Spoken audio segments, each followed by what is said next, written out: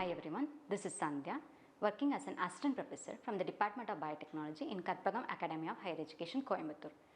The video lecture series deals with protein structure prediction. The lecture series consists of 8 modules with a duration of 10 to 15 minutes each. The topics to be covered in this lecture series are: in lecture 1, we will be discussing about structure of protein. In lecture 2, we will be dealing with the Ramachandran plot. In lecture 3, we will be discussing about the methods of protein structure prediction. In lecture 4, we will be dealing with the X-ray crystallography. In lecture 5, we will be seeing about NMR spectroscopy. In lecture 6, we will be seeing about the cryo-electron microscopic techniques.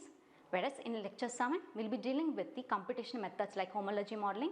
And finally, in lecture 8, we will be seeing about ab initio method and fold recognition method of protein prediction. In today's session, we will be discussing about structure of protein.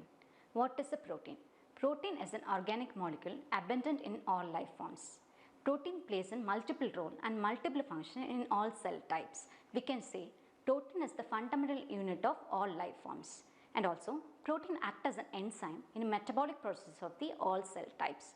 The Dutch scientist Mulder was the first person to describe about protein in the year 1839. What is an amino acid? Amino acid has two main functional groups, amino group and carboxyl group. Amino group, which is basic in nature, whereas carboxyl group is the acidic in nature. And there are about 300 different amino acids in nature, but then only 20 amino acids are present in the structure of protein. So those 20 amino acids are differentiated based on the R group. So we can say R group is also known as side chain groups, plays an important role in determining the amino acid structure. So what is the peptide bond? Proteins are made up of several amino acids, or we can say polymers of amino acid. These amino acids are joined by peptide bond, or we can also say covalent bond. So how this peptide bond formation occurs?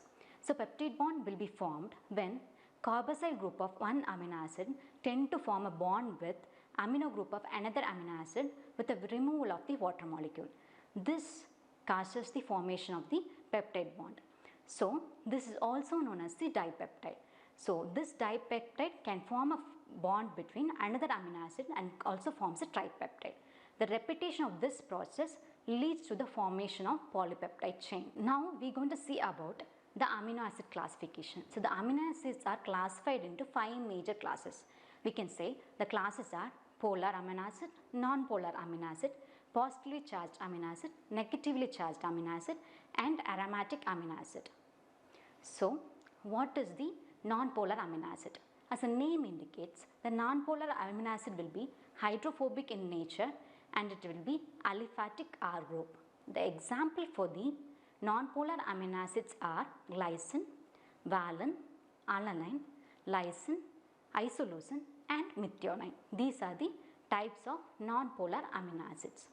Then comes the polar amino acids. As the name indicates, the polar amino acids are hydrophilic in nature and uncharged groups.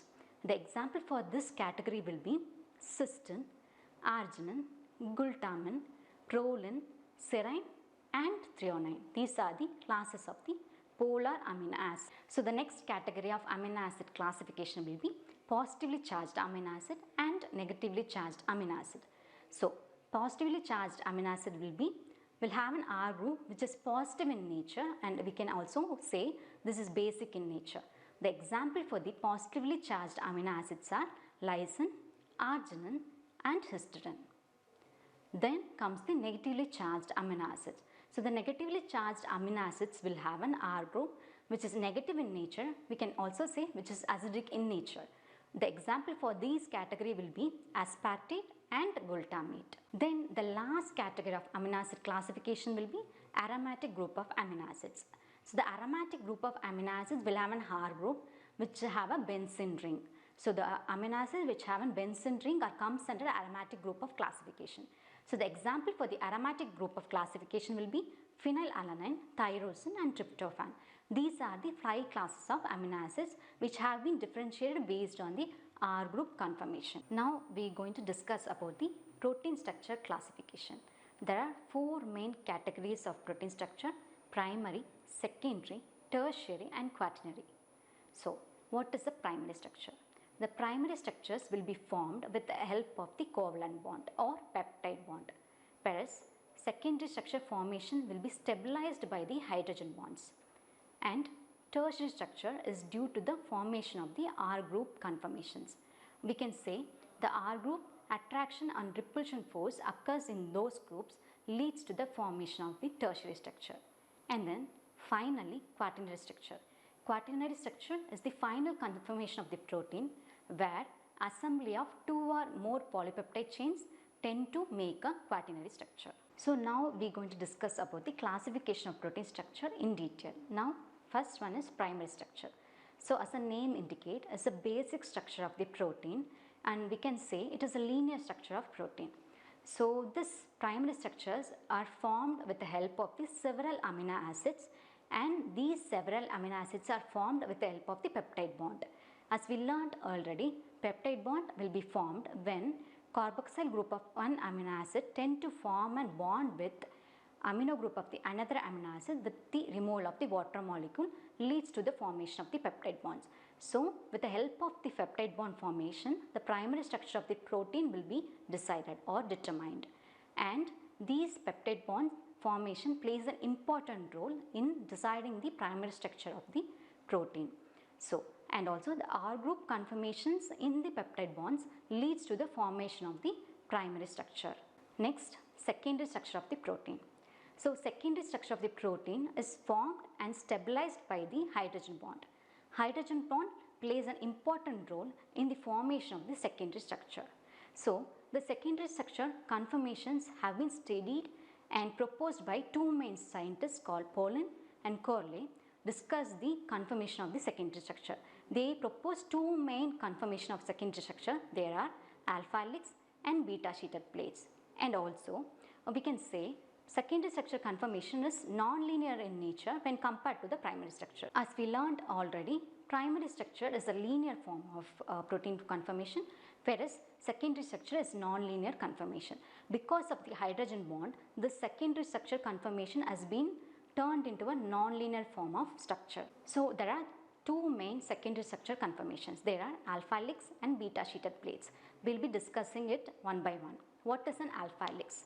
So the alpha helix formation will occur in a protein when carbonyl group of first amino acid tend to form an hydrogen bond with amino group of the fifth amino acid down the chain.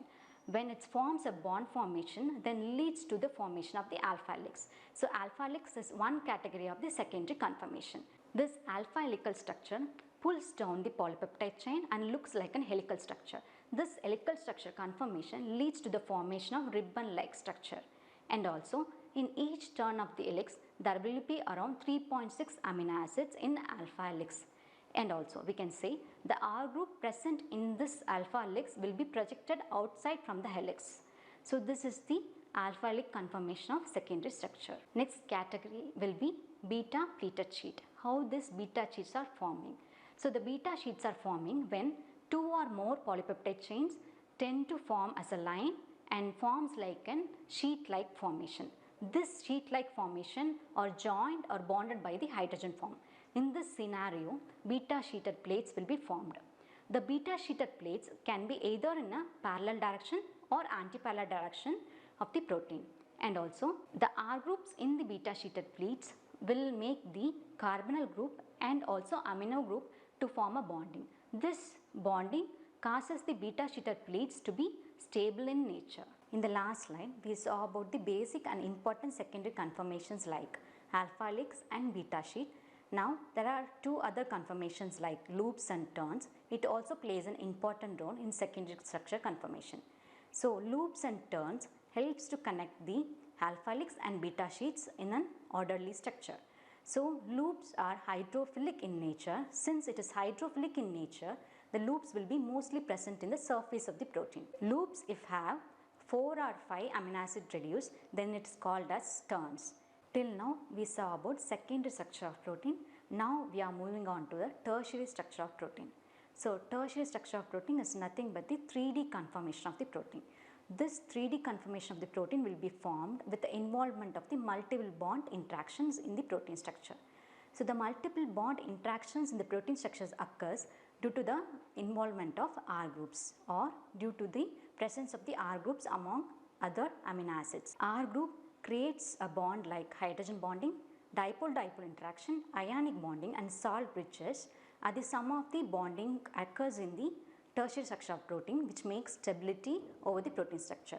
And there is something called special bonding category is called disulfide bridge or disulfide bond.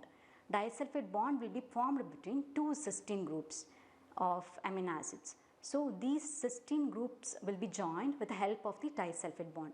This bond is more special and stable than the any other bonds that occurs in the tertiary structure of protein. The final protein structure is the quaternary structure. This is the last form of the protein. This quaternary structure will be formed when assembly of several peptide chains or protein chains tend to aggregate to each other, and it will form the quaternary structure. And also the various bonds involved in the tertiary structures like hydrogen bonding, ionic bonding and dipole-dipole interaction tend to form the other bonds in a tight manner, so that it will give you the particular geometry for the protein. So the quaternary structure is more stable than the any other structure of the protein, because the quaternary structure increases the stability by decreasing the surface to volume ratio of the smaller subunits. Today we came to an end of the session.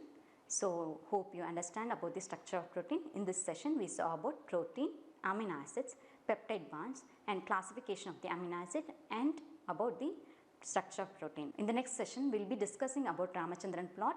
Thank you all.